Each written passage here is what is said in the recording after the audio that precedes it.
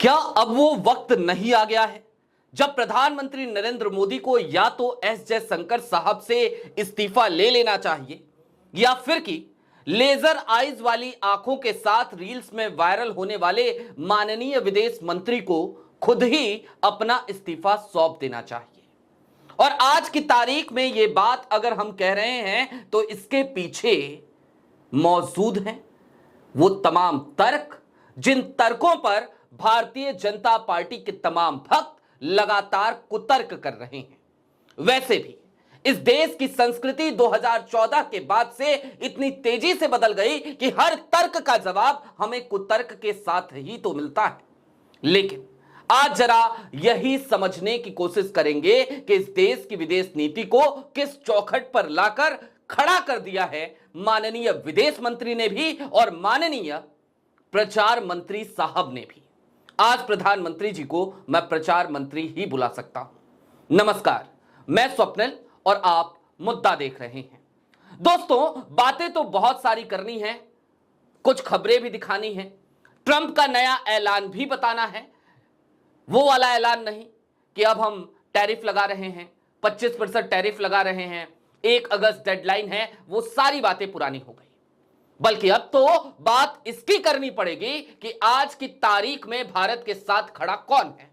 और साथ ही साथ बात इसकी भी करनी जरूरी है कि ट्रंप क्या अब यह चाहते हैं कि हम रूस से तेल ना खरीदकर पाकिस्तान से तेल खरीदें। कह तो वो ऐसा ही रहे हैं, लेकिन इस तरफ बढ़े उससे पहले एक छोटी सी अपील है।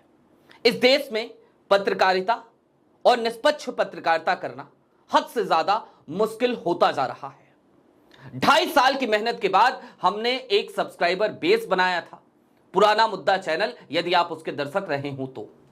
लेकिन वो चैनल हमसे छीन लिया गया और जिस वक्त वो चैनल चल रहा था उस वक्त हमारे मेन बैंक अकाउंट्स भी फ्रीज किए गए थे। आज की तारीख में भी स्थितियां लगभग वैसी ही हैं।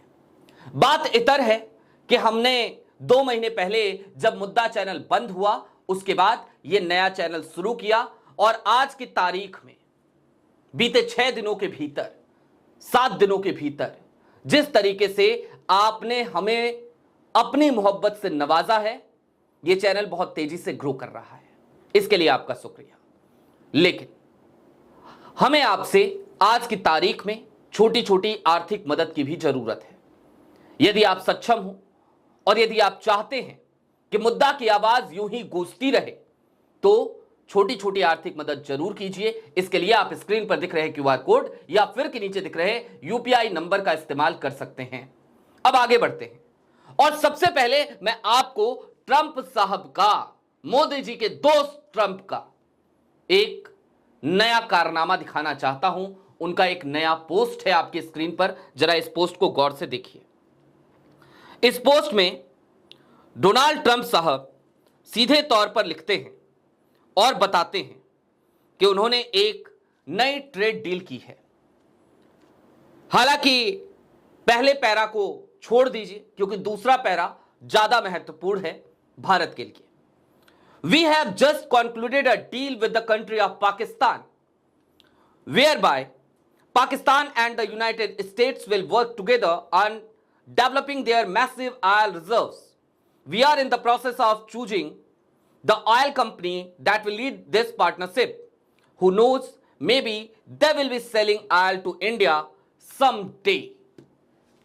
जी हां, ट्रंप साहब कहते हैं कि हमने पाकिस्तान के साथ एक नई डील कंक्लूड की है और हम पाकिस्तान के ऑयल रिजर्व्स को विकसित करेंगे, डेवलप करेंगे। हम अब साथ में काम कर रहे हैं और एक कंपनी खोज रहे हैं जो इस काम को करे। लेकिन इसके साथ ही साथ डोनाल्ड ट्रंप नीचे तंज कसते हैं और कहते हैं कि मे बी हो सकता है एक दिन आए जब पाकिस्तान भारत को अपना तेल बेचे। जरा सोचिए, दूसरी तरफ हमारे प्रधानमंत्री नरेंद्र मोदी मुंह पर उंगली लगाकर बैठे हैं। विदेश मंत्री एस जयशंकर की रील्स लेजर आइज के साथ वायरल हो रही हैं। सदन के भीतर कुतर्क किए जा रहे हैं। हर बात पर वही तराजू लेकर बिठा दिया जा रहा है भक्तों को कि देखो ये ट्रंप जो कह रहा है उसके बाद ये कुछ कह रहे हैं, इसका मतलब ये देशद्रोही है। लेकिन सवाल इससे आगे का है।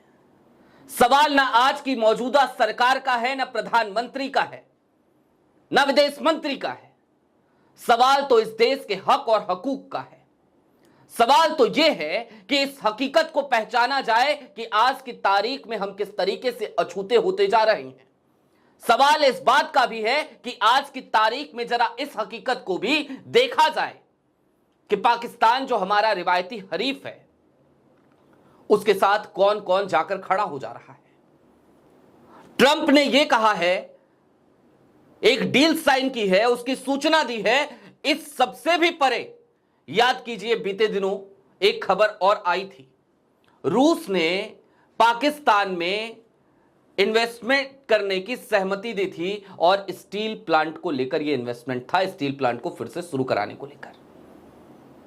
चीन की गोद में तो पाकिस्तान हमेशा ही बैठता है, यानी कि हमारे रिवायती हरीफ के पास हमारा सबसे पुराना दोस्त रूस भी चला गया और अमेरिका, डोनाल्ड ट्रंप जिन्हें प्रधानमंत्री नरेंद्र मोदी अपना दोस्त बताते थे, जिनके लिए चुनाव प्रचार करके आए थे, बोल के आए थे ना अब की बार ट्रंप सरकार, वही ट्रंप भारत को आंखें भी दिखा रहा है, तंज भी कस रहा है, हमारे रिवायती हरीफ के साथ जाके खड़ा भी हो रहा है और इसके बाद भी भक्त मंडली गुणगान करने में लगी है।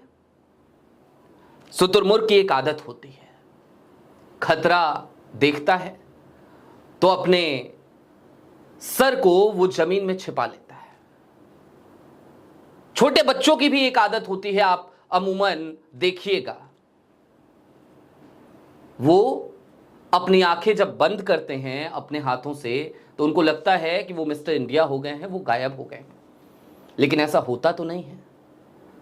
लिहाजा आज की तारीख में यदि प्रधानमंत्री नरेंद्र मोदी को, यदि विदेश मंत्री को, यदि वित्त मंत्री को, यदि गृह मंत्री को और यदि रक्षा मंत्री साहब को यह बात नहीं समझ में आ रही कि खतरा कितना बड़ा है, यह बात नहीं समझ में आ रही कि यह हमला सिर्फ और सिर्फ भारत की अर्थव्यवस्था पर नहीं बल्कि सामरिक दृष्टिकोण से भी हम संकट में घिरते जा रहे हैं, तो फिर बुद्धि की बलिहारी। आज की तारीख में जरूरत किसी डैमेज कंट्रोल की नहीं है, राजनीतिक डैमेज कंट्रोल की ना, बिल्कुल नहीं है।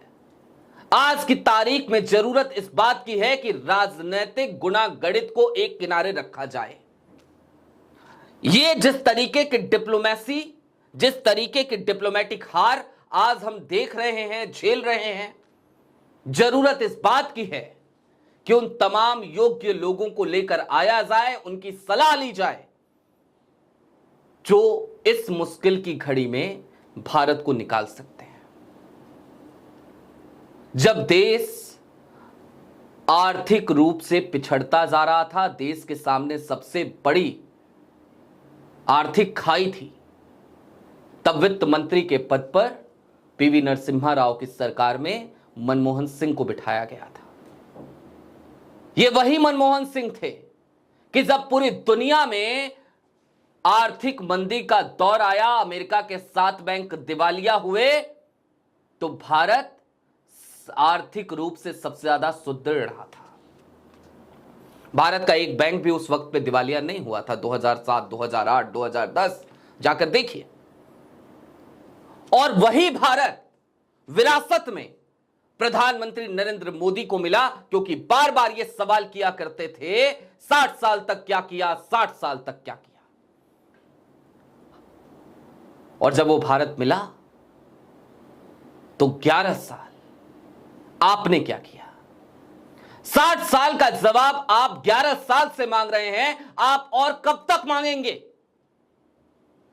आप नेहरू से जवाब मांगते हैं, आप इंदिरा से जवाब मांगते हैं, आप मनमोहन सिंह से जवाब मांगते हैं, आप कांग्रेस से जवाब मांगते हैं, लेकिन जनाब आप जवाब कब देंगे?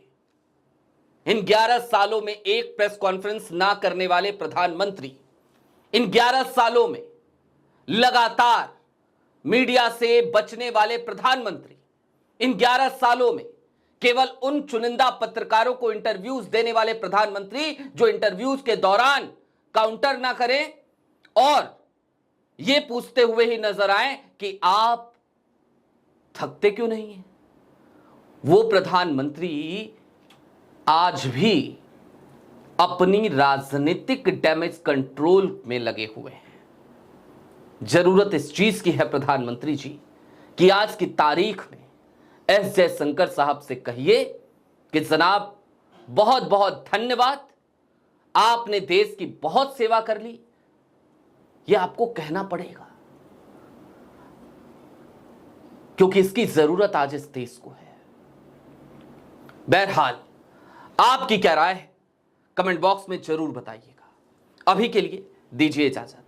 चलते चलते फिर वही अपील, चैनल पे नए हो तो सब्सक्राइब जरूर कर लीजिएगा क्योंकि ये चैनल नया है, वो पुराना चैनल तो है नहीं। और वीडियो पसंद आए तो लोगों तक जरूर पहुंचाइए, शेयर जरूर कीजिए और साथ ही यदि सक्षम हो तो छोटी छोटी मदद मुद्दा की जरूर कीजिएगा। शुक्रिया।